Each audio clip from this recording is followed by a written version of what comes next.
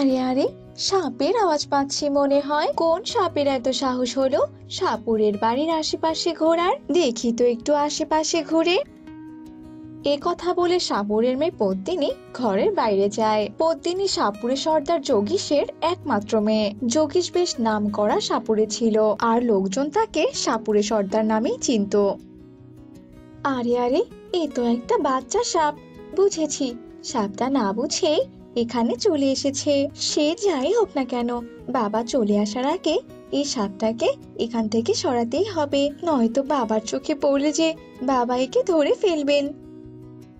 এই কথা বলে পত্নী সাপের বাচ্চাটাকে দূরে রেখে আসার জন্য সাপের বাচ্চাটিকে হাতে তুলে নেয়, আর তখনই সাপটা রেগে গিয়ে ফুসফুস করে ওঠে।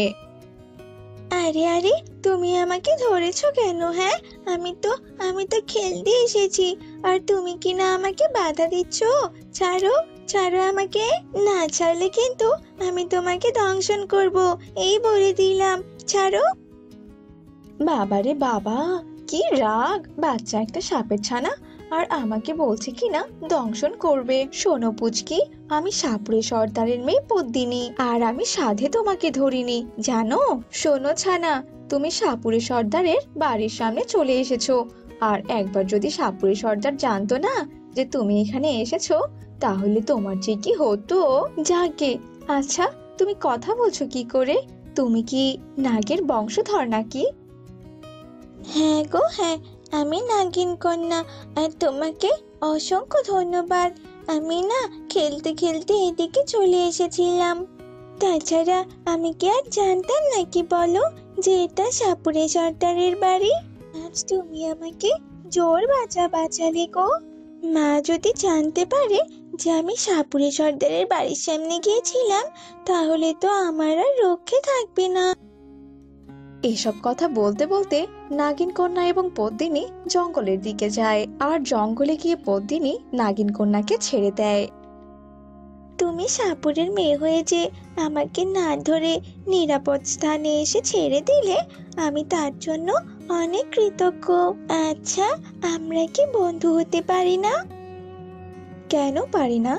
আজ থেকে আমরা দুজন বন্ধু, আর প্রত্যেক পূর্ণিমাতে আমরা এই জঙ্গলে এসে দেখা করব, কেমন? পদ্মিনীর এমন কথায় নাগিন কন্যা রাজি হয়ে যায়, আর এরপর থেকে প্রতি পূর্ণিমার রাতে পদ্মিনী এবং নাগিন কন্যা জঙ্গলে দেখা করত। বেশ ভালোভাবেই যাচ্ছিল তাদের দিন। কি হলো বাবা? এই তো পূর্ণিমার চাঁদ উঠলো বলে তুমি আজ সাপ ধরতে যাবে না? না রে মা, আজ শরীরটা খুব একটা ভালো লাগছে না, আর এই অবস্থায় সাপ ধরতে গেলে এতে যে আমার বিপদ হতে পারে, আর তাই ভাবছি আজ বাড়িতেই বিশ্রাম নেব। কিন্তু তুই এখনো উঠোনে কি করছিস? যা, ঘরে যা বলছি। যোগীশের কথা মতোই পত্নী ঘরে চলে যায়, আর ঘরে গিয়ে অস্থির হয়ে পায়চারি করতে থাকে, আর পত্নী বারবার জানালা দিয়ে যোগীশের দিকে তাকাতে থাকে। ধুর ছাই, বাবা তো কিছুতেই উঠোন থেকে সরছে না। আমি এবার বন্ধুর সাথে দেখা করতে যাব কি করে? ওইদিকে তো বন্ধু নিশ্চয়ই আমার জন্য অপেক্ষা করছে। এসব কথা বলে পদ্মিনী পুনরায় জানালার দিকে তাকাতে থাকে, আর দেখে যোগীশ হঠাৎই তার ঘরে চলে যাচ্ছে। যোগীশ ঘরে যেতে না যেতে পদ্মিনী বেরিয়ে যায়, আর পদ্মিনী জঙ্গলের দিকে যেতে থাকে। আর তখনই যোগীশ পদ্মিনীকে দেখে ফেলে। কি ব্যাপার, এত রাতে পদ্মিনী যাচ্ছে কোথায়? আচ্ছা, প্রতিদিন রাতে কি পদ্মিনী বাইরে যায়? এতদিন তো ব্যাপারটা খেয়াল করিনি। আর তাছাড়া এত ভেবেই বা লাভ কি? আগে তো আমায় জানতে হবে এই পদ্মিনী যাচ্ছে কোথায়। এই কথা বলে যোগীশ পদ্মিনীর পিছু নেয়, কিন্তু পদ্মিনী সেটা কিছুতেই বুঝতে পারে না, আর পদ্মিনী দ্রুত নাগিন কন্যার কাছে চলে যায়, আর দেখে নাগিন কন্যা সাপ রূপে নয়, বরং মানুষ রূপে পদ্মিনীর জন্য অপেক্ষা করছে। বন্ধু, তুমি আজ আসতে এত দেরি করলে কেন? তুমি তো ভালো করে জানো প্রতি পূর্ণিমা রাতে আমি জঙ্গলে তোমার জন্য অপেক্ষা করি। আরে, তুমি হাঁ করে দেখছো কি? আমি নাগিন কন্যা গো। আমি মানুষ রূপ ধারণ করার শক্তি পেয়েছি, আর আমার মানুষ রূপ তোমাকে দেখাবো বলে তো অতি আগ্রহ নিয়ে তোমার জন্য আমি অপেক্ষা করছিলাম। তাই নাকি বন্ধু? তবে মানুষ রূপে তোমায় দারুণ লাগছে জানো।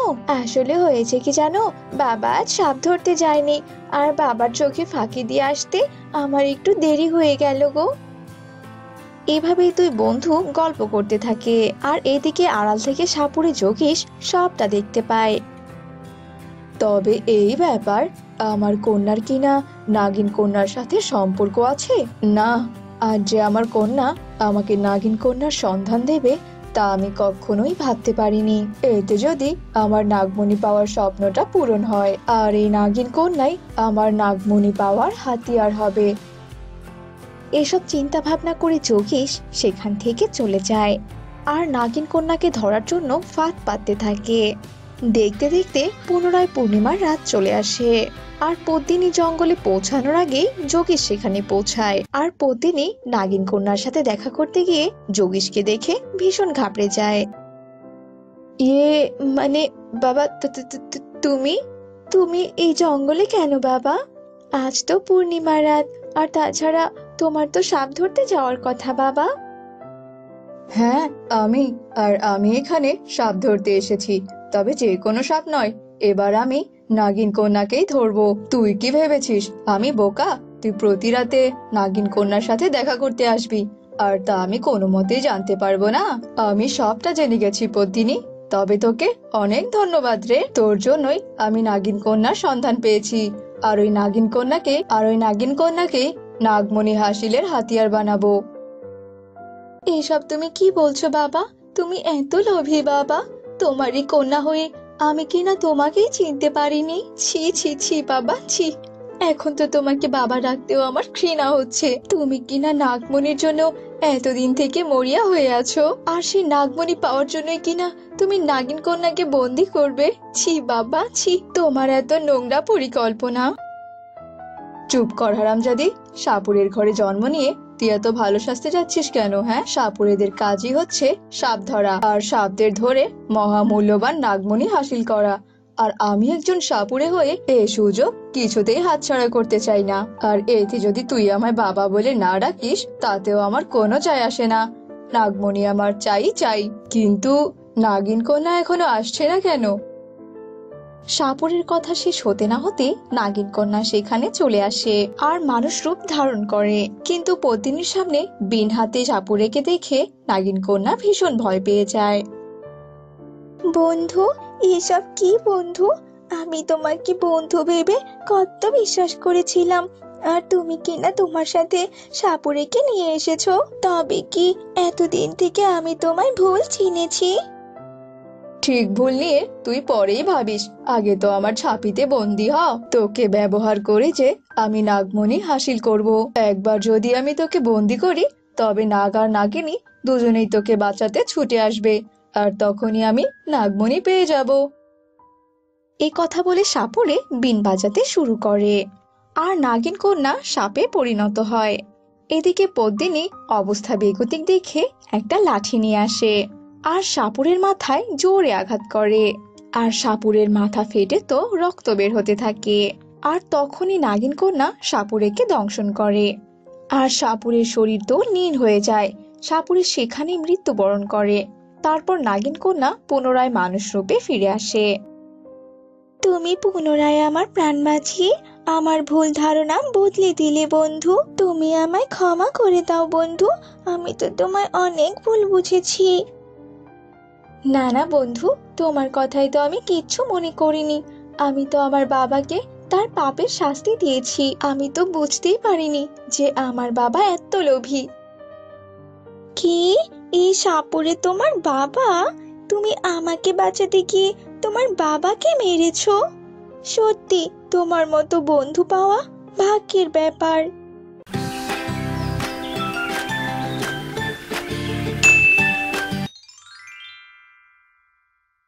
ফুলপুর গ্রামে মিনা নামে এক বুদ্ধিমতী মেয়ে বাস করত।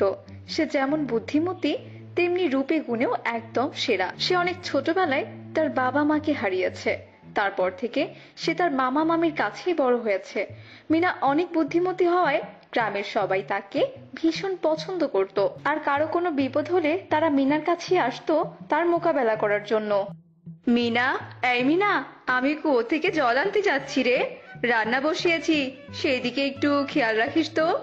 ঠিক আছে মামি, তুমি নিশ্চিন্তে যাও। এরপর মিনতি কুয়ো থেকে জল আনতে চলে যায় আর মিনা রান্নাঘরে যায়। মিনা রান্নাঘরে বসে রান্না করছিল। তখনই মিনার মনে হলো তার পাশে রাখা মাছের বাটি থেকে কে যেন মাছ ভাজা বারবার তুলে নিচ্ছে। এরপর মিনা ওই মাছের মধ্যে অনেক লঙ্কার গুঁড়ো মিশিয়ে দেয়। মিনা বুঝতে পেরে গেছিল যে ওটা তার মামাতো ভাই গোপাল। এরপর গোপাল যেই না একটা মাছ নিয়ে মুখে দেয়, অমনি সে মিনার পেছন থেকে বেরিয়ে এসে ঝালে লাফাতে শুরু করে। ওরে বাবা গো, বাবা কি ঝাল! দিদি, এই দিদি, তুমি এই মাছে কি মিশিয়ে দিলে গো? জল দাও, জল জল। এরপর মিনা গোপালকে জল দেয়। খাবি খাবি আরো চুরি করে মাছ খাবি? এমন খেয়েছিস, এখন দেখ কেমন লাগে। উফ দিদি, তুমি এমন কেন বলো তো? দিব্যি তো আরামে মাছ ভাজা খাচ্ছিলাম। আচ্ছা, তুমি বুঝলে কি করে যে ওটা আমি খাচ্ছিলাম? আমি কি তোর মতো ছোট নাকি বলতো যে আমি বুঝবো না? মিনা ও গোপাল এভাবেই হাসি ঠাট্টা করছিল।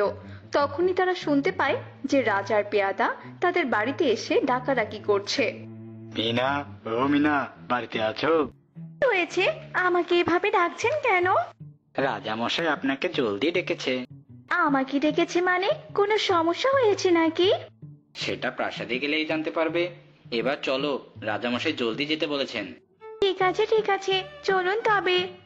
ভাই, তুই বাড়িতেই থাকিস, আমি এক্ষুনি চলে আসবো। মামি এলে মামিকে সবটা বলিস, না হলে মামি আবার চিন্তা করবে। এসব কথা বলে মিনা রাজার পেয়াদার সাথে রাজপ্রাসাদে চলে যায়। প্রণাম নেবেন রাজা মশাই, আপনি আমাকে ডেকেছেন বুঝি? হ্যাঁ মিনা, আসলে একটা সমস্যায় পড়ে তোমাকে ডেকেছি। কাল রাতে আমার ঘোড়াশাল থেকে আমার সবচেয়ে প্রিয় আর দামি ঘোড়াটা হারিয়ে গেছে। দেখো না, তুমি যদি পারো তাহলে আমার বুদ্ধি দিয়ে আমার প্রিয় ঘোড়াটাকে ফিরিয়ে দাও। ও, কাল রাতে চুরি হয়েছে বুঝি? ঘোড়া চুরি করা? বাইরে থেকে তো কেউ এসে চুরি করতে পারবে না, কারণ গ্রাম থেকে বেরোতে গেলে সে ধরা পড়ে যাবে। নিশ্চয়ই এই গ্রামেরই কেউ এই কাজ করেছে। মিনা, তুমি যে করে হোক আমার ঘোড়াটাকে খুঁজে বের করো। ঠিক আছে রাজা মশাই, আপনি কোনো চিন্তা করবেন না, আমি ভেবে দেখছি কি করা যায়। এরপর মিনা ভাবতে থাকে যে কি করে সে ঘোড়া চোরকে ধরবে। অনেক ভাবনা চিন্তার শেষে মিনা রাজাকে বলল, আমি একটা বুদ্ধি পেয়েছি। এই গ্রামের যত লোকের কাছে ঘোড়া আছে সব লোকের বাড়িতে একটা করে চিরকুট দিয়ে আসবো, আর চিরকুটে লেখা থাকবে যে আমি জানি তুমি রাজার ঘোড়া চুরি করেছো। যদি তুমি বাঁচতে চাও তবে সেই ঘোড়া নিয়ে নীল দিঘির পাড়ে কাল সকালে আসবে। এমনটা করলে কি চোর ধরা পড়বে? আমরা তো সবার বাড়ি বাড়ি গিয়ে খোঁজ করেছি, কারো কাছে আমার ঘোড়াটা নেই। যে চুরি করেছে সে তো নিশ্চয়ই ঘোড়াটাকে বাইরে রাখবে না, নিশ্চয়ই লুকিয়ে রাখবে কোনোভাবে। আসলে মিনা ঠিকই ভেবেছিল ওই গ্রামেরই কালু নামের এক লোক ঘোড়া চুরি করেছিল, আর ওটা যে রাজার ঘোড়া সেটা যাতে কেউ বুঝতে না পারে, রাজার সাদা ঘোড়াটিকে কালো রং করে কালো ঘোড়া বানিয়ে লুকিয়ে রেখেছিল। সেজন্যই তো রাজা যখন সবার বাড়ি গিয়ে ঘোড়া খুঁজছিল তখন কালুর কাছে ওই কালো ঘোড়া দেখেও সে চিনতে পারেনি। এরপর মিনার কথা মতো রাজা অনেকগুলো একই রকম চিঠি লেখে, আর সেগুলো একটা একটা করে সবার বাড়ির ঘরের দরজার সামনে রেখে আসে। সবার বাড়ির মতো কালুর বাড়িতেও একটা চিঠি রাখে। রাতের বেলাতে সব কাজ শেষ করে। এরপর যখন সকাল হয় তখন সবার মতো কালুও ওই চিঠিটা দেখতে পায়। আরে, এটা আবার কি? আর এখানে কে রাখলো দেখি তো। এরপর কালু চিঠিটা হাতে তুলে নেয়। এরপর চিঠিটা খুলে যখন পড়ে তখন তো কালু আকাশ থেকে নিচে পড়ে যায়। সে ভীষণ অবাক হয়ে যায়। আমি যে রাজার ঘোড়া চুরি করেছি এটা আবার কে জানলো, আর কি করে বা জানলো?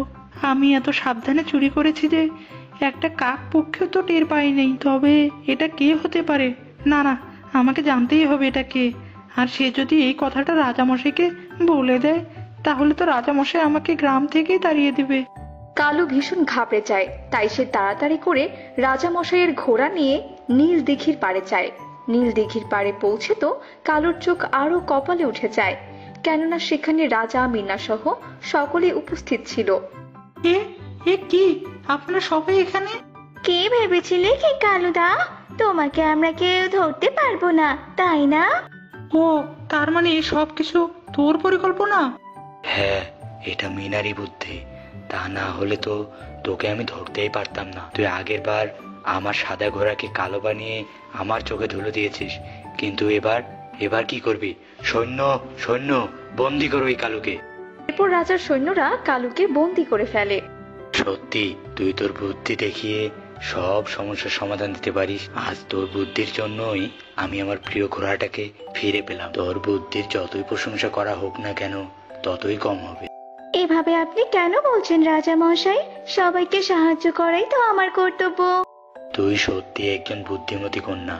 আমি তোর উপর ভীষণ খুশি, তাই আমি তোকে কিছু উপহার দিতে চাই। এরপর রাজামশাই মিনাকে অনেক সোনা দানা উপহার দেন, আর মিনা সেগুলো নিয়ে বাড়ি ফিরে আসে। আর এত সোনা দানা দেখে তার মামা মামিও ভীষণ খুশি হয়। এভাবেই মিনা সুখে শান্তিতে দিন কাটাতে থাকে। মায়াতলি গ্রামে এক বুড়ি বাস করত। তার অনেক বয়স হয়েছিল। বয়সের ভারে সে ঠিক মতো চোখে দেখতে পারত না। সন্তান সন্ততি বলে বুড়ির তেমন কেউই ছিল না। তবে বুড়ির কয়েকটা মুরগি ছিল। সে মুরগিগুলো প্রতিদিন ডিম পাড়ত। তা বিক্রি করে সে ঘর সংসার চালাতো। একদিন এক চোরের নজর পড়ে সেই বুড়ির বাড়ির দিকে। আরে, এ তো এক অসহায় বুড়ি। এর সাথে তো কেউই থাকে না। যাই, বুড়ি তো একাই থাকে। এর বাড়ি চুরি করার মতো সহজ কাজ আর একটাও নেই। আজ রাতে এই বুড়ির বাড়িতে চুরি করব। এরপর সেই চোর প্রতি রাতে সেই বুড়ির বাড়িতে আসে আর প্রতি রাতে একটা একটা করে জিনিস চুরি করে নিয়ে যায়। সন্ধ্যা হলে বুড়ি তো আর চোখে দেখে না। তাই সে বুঝতে পারে না কি করে তার জিনিসপাতি আস্তে আস্তে নাই হয়ে যাচ্ছে।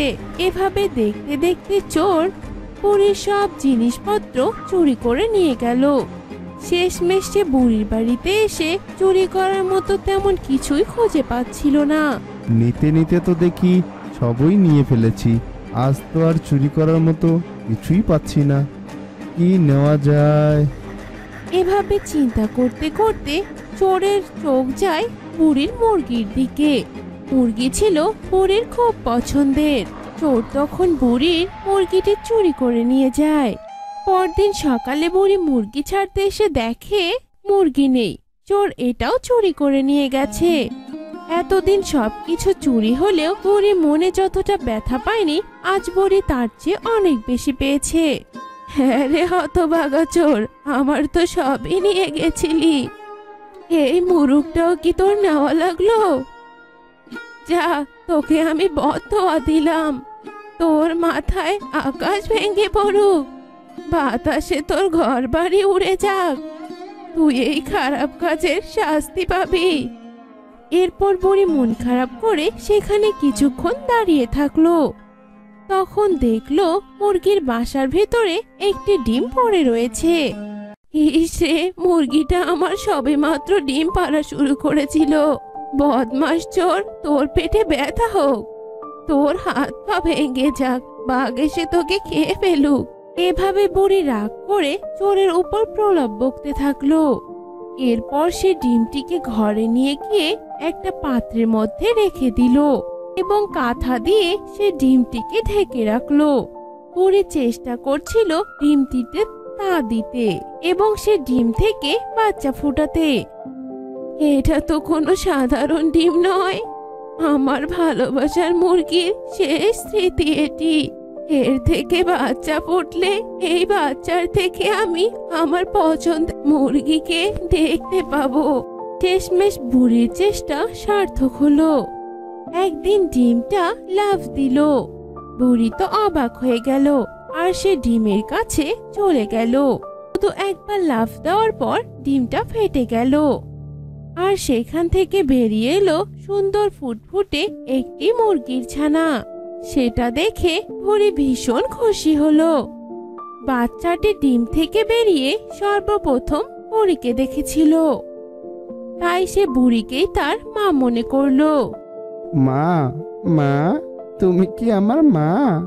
হ্যাঁ বাবা, আমি তোর মা। এরপর সেই মোরগ বাচ্চাটি বুড়ির কাছে মায়ের স্নেহে বড় হতে লাগলো। দেখতে দেখতে একটা সময় ছানাটি অনেক বড় হয়ে গেল। এই মোরগটি দেখতে ছিল খুবই সুন্দর। সে বুড়িকে বিভিন্ন কাজে সাহায্য করত। বাজার করা, রান্না করা, এখানে সেখানে যাওয়া, সব কিছুতেই বুড়িকে সাহায্য করত। একদিন বুড়ি মোরগকে পুরনো সব ইতিহাস খুলে বলল। তার আসল মা কে ছিল, চোর কিভাবে তার মাকে ধরে নিয়ে গেছে, এসবই সে মোরগকে জানালো। বুড়ি যে তার আসল মা না, এ কথাটি মোরগ জেনে খুবই কষ্ট পেল, কিন্তু সে বুড়িকে তা বুঝতে দিল না। যাই হোক, এভাবেই দিন চলতে লাগলো। কিছুদিন পরের ঘটনা, আবারও একদিন চোখ পড়ল চোরের বুড়ির বাড়ির দিকে। সে মোরগটিকে দেখতে পেল। আরে, এটা তো বুড়ির বাড়ির মোরগ। স্বাস্থ্য দেখেছি বেশ ভালোই হয়েছে। আজ রাতে এটাকে চুরি করে নিয়ে যাব।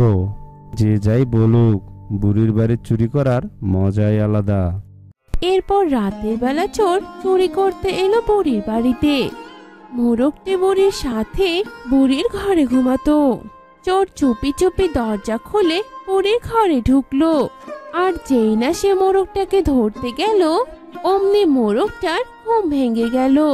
মোরগ দেখলো চোর এসেছে তার চুরি করতে, তাই সে ঠোঁট দিয়ে চোরের একটা চোখে ঠোকর দিল। সাথে সাথে চোর অন্ধ হয়ে গেল। সে এক চোখ দিয়ে কিছুই দেখতে পারছিল না। তখন সে সেইখান থেকে পালাতে ধরলো, কিন্তু মোরগ কি তাকে ছাড়ে? মোরগ উড়ে গিয়ে ধাক্কা মেরে তাকে মাটিতে ফেলে দিল। তারপর সে অনবরত তাকে ঠোকর দিতে লাগলো। সে প্রচুর চিৎকার চেঁচামেচি শুরু করলো। ও বাবা রে, ও মা রে, বাঁচাও, বাঁচাও আমাকে। কেউ কি আছো? আমাকে বাঁচাও, নইলে যে আমাকে মেরে ফেলবে। চোরের এই চিৎকার চেঁচামেচি শুনে অনেক লোক সেখানে উপস্থিত হলো। এই চোর, অসহায় এই বুড়ির বাড়ি চুরি করতে তোর লজ্জা করলো না? এর আগেও তো বুড়ির বাড়ি চুরি হয়েছিল, তাহলে সেটা তো মনে হয় তুই করেছিলি, তাই না? ঠিক করে বল, না হলে কিন্তু তোর পা ভেঙে দেব। চোর তখন অস্বীকার করতে যাচ্ছিল। সে মিথ্যা কথা বলতে চাচ্ছিল, কিন্তু মোরগের দিকে তাকিয়ে তার আর সাহস হচ্ছিল না। অকপটে সে সব সত্য কথা স্বীকার করলো। হ্যাঁ, আমি বুড়ির বাড়ি চুরি করেছিলাম। আমি খারাপ কাজ করেছিলাম, আমাকে মাফ করে দাও। আমি বুড়ির সবকিছু ফেরত দিয়ে যাব। বুড়িমা, বুড়িমা, আমাকে ক্ষমা করে দিন। সবকিছু ফেরত দেবে এই শর্তে তারা সবাই তাকে মাফ করে দিল। বুড়িও খুব খুশি হলো। সে এই ভেবে মাফ করে দিল যে তার সবকিছু ফেরত দিলে সে তার মুরগিটিকেও ফেরত পাবে। আর মোরগও খুব খুশি হলো এই ভেবে যে সে তার মাকে ফিরে পাবে। পরদিন চোর একে একে সবকিছু ফেরত দিল, কিন্তু চুরি করে নিয়ে যাওয়া সেই মুরগিটা ফেরত দিল না। সবই তো ফেরত দিলি, কিন্তু আমার প্রিয় মুরগিটা কোথায়? সেটা ফেরত দিবি না? আমি তো সেটা বাজারে বিক্রি করে দিয়েছি, তাই তো তোমাকে সেটা আর ফেরত দিতে পারছি না। আমি তোমার কাছে ক্ষমা চাইছি। এদিকে মুরগি ফেরত না পাওয়াতে বুড়ি মন মারা হয়ে রইল। মোরগের দিকে তাকিয়ে সে বলল, তোর মাকে ফেরত আনতে পারলাম না রে বাবা। এ কথা শুনে মোরগ বলল, আমার মায়ের দরকার নেই। আমি ছোটবেলা থেকেই তোমার কাছে বড় হয়েছি। তুমি তো আমার মা, তুমি আমার বাবা। আয় বাবা, আমার বুকে আয়। তুই হলি বুড়ি মায়ের মোরগ ছেলে। এরপর থেকে কোনো চোরই বুড়ির বাড়ির দিকে আসার সাহস পেত না। সবাই জেনে গিয়েছিল এ বুড়ির মোরগ ছেলে আছে। বুড়ির কোনো ক্ষতি করতে গেলেই মোরগ ছেলে তাকে শাস্তি দিবে। তখন কোনো দুষ্ট লোকে সেদিকে আর পা বাড়াতো না। বুড়ি আর মোরগ খুব সুখে শান্তিতে দিন কাটাতে লাগলো। তো বন্ধুরা, আজকে আমাদের গল্পটি তোমাদের কাছে কেমন লেগেছে তা কমেন্টে জানাতে ভুলো না কিন্তু।